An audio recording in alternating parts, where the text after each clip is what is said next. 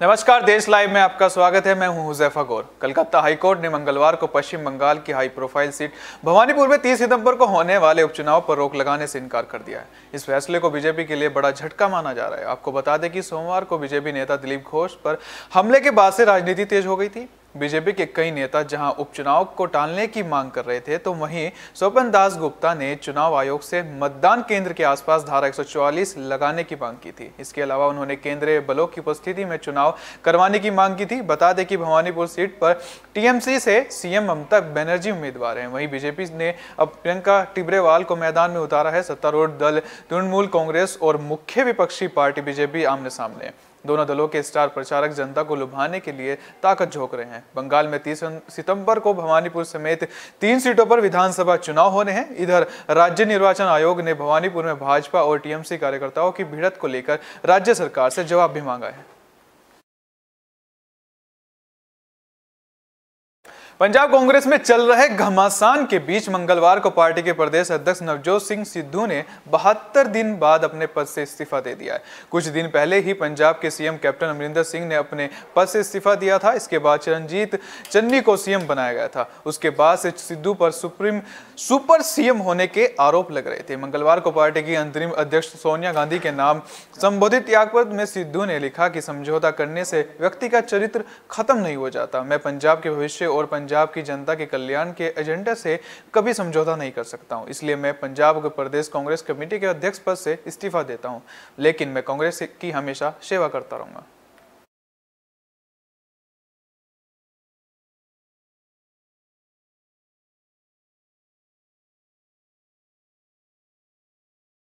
पंजाब कांग्रेस में घमासान अब भी जारी है और इसी क्रम में मंगलवार को पार्टी प्रधान नवजोत सिंह सिद्धू ने 72 दिन बाद अपने पद से इस्तीफा दे दिया है। सिद्धू के इस्तीफा के बाद पंजाब के पूर्व सीएम कैप्टन अमरिंदर ने अपनी पहली प्रतिक्रिया ट्वीट के जरिए से दी है। कैप्टन अमरिंदर सिंह ने ट्वीट कर लिखा है कि मैंने तो पहले ही कहा था कि यह आदमी स्थिर नहीं है और सीमावर्ती राज्य पंजाब के लिए सिद्धू सही नहीं है।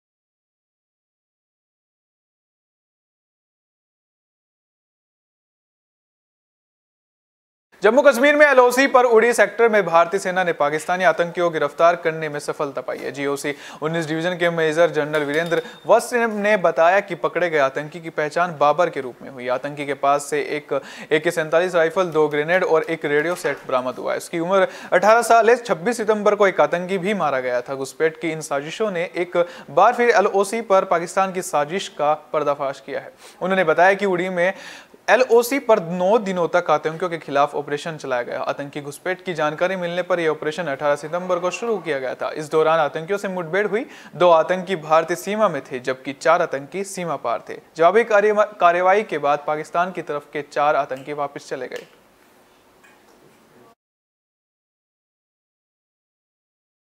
समाजवादी पार्टी अध्यक्ष शिवपाल सिंह यादव ने समाजवादी पार्टी से गठबंधन को लेकर इटावा में बड़ा बयान दिया है। शिवपाल ने कहा कि हमने सपा से गठबंधन के सारे प्रयास कर लिए, अब सपा अध्यक्ष अखिलेश यादव के जवाब का इंतजार है। सपा से गठबंधन के लिए हमारी पार्टी इंतजार कर रही है। यदि सपा की ओर से कोई जवाब नहीं मिला तो हमारी पार्टी यूपी की 403 विधानसभा सीटों पर चुनाव लड़ेगी। उन्होंने कहा कि 11 अक्टूबर तक अखिलेश यादव के जवाब का इंतजार रहेगा। उन्होंने बताया कि 12 अक्टूबर से वृंदावन मथुरा से पीएसपी की सामाजिक परिवर्तन रथ यात्रा शुरू होगी। पीएसपी इटावा से जसवंत नगर, इटावा और भरतना की तीनों सीटों के साथ साथ औरैया की भी तीनों सीटें जीतेगी। प्रसपा की सरकार बनने पर बीए पास छात्र छात्राओं को रोजगार के लिए 5 लाख रुपए दिए जाएंगे। हर घर में एक बेटा और एक बेटी को सरकारी नौकरी भी दी जाएगी। देश में भ्रष्टाचार के खिलाफ जहां लोग मुहिम चला रहे हैं, वहीं कुछ ऐसे नेता हैं जो खुलेआम इसे बढ़ावा दे रहे हैं। ताजा मामला है मध्य प्रदेश के दमोहा की पथरिया से आया है, जहां पथरिया विधानसभा सीट से बीएसपी विधायक रामबाई सिंह ने लोगों की ओर से भ्रष्टाचार की शिकायत पर उल्टा ज्ञान देने लगे। विधायक ने कहा कि यदि कोई 1000 रुपए तक रिश्वत लेता है तो कोई बुराई नहीं है, लेकिन इससे अधिक लेना सही नहीं रहेगा। आपको बता दें कि मध्य प्रदेश के जिले दमोह में सतउआ गांव के कुछ लोग पीएम आवास योजना में अधिकारियों द्वारा रिश्वत लेने की शिकायत लेकर बीएसपी की चर्चित विधायक रामबाई सिंह के पास पहुंचे थे। लोगों को उम्मीद उम्मीद थी कि कोई सुनवाई होगी, लेकिन विधायक रामबाई उल्टा ज्ञान देने लगे। गांव वालों का आरोप था कि अधिकारियों द्वारा 5 से 10 हजार रुपए तक रिश्वत ली जाती है। इसी के बाद विधायक रामबाई ने कहा कि थोड़ा बहुत तो चलता है, लेकिन किसी गरीब से हजारों रुपए नहीं लेने चाहिए। अगर 1000 रुपये भी लेते हैं तो चलता, लेकिन 1.25 लाख के घर में 5-10 हजार की रिश्वत लेना गलत है।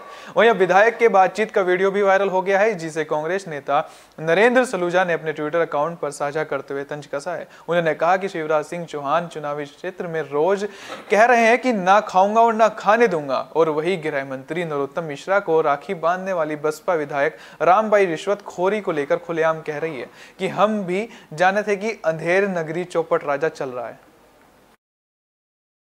आटे में नमक बरोबर चलत है, ठीक है।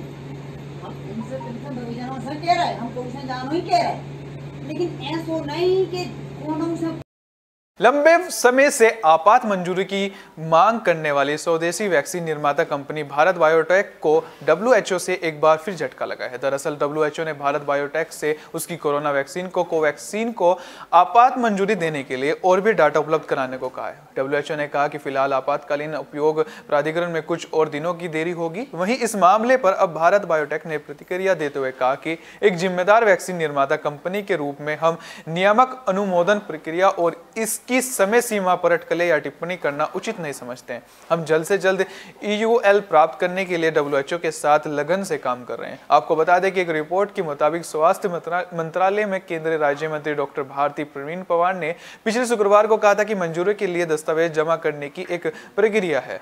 कोवैक्सीन को डब्ल्यूएचओ के आपातकालीन उपयोग के लिए मंजूरी जल्द ही मिल जाएगी। इससे पहले नेशनल एक्सपर्ट ग्रुप के डॉक्टर VK पॉल ने कहा था कि कोवैक्सीन के लिए डब्ल्यूएचओ की मंजूरी इस महीने के अंत से पहले मिलने की संभावना है।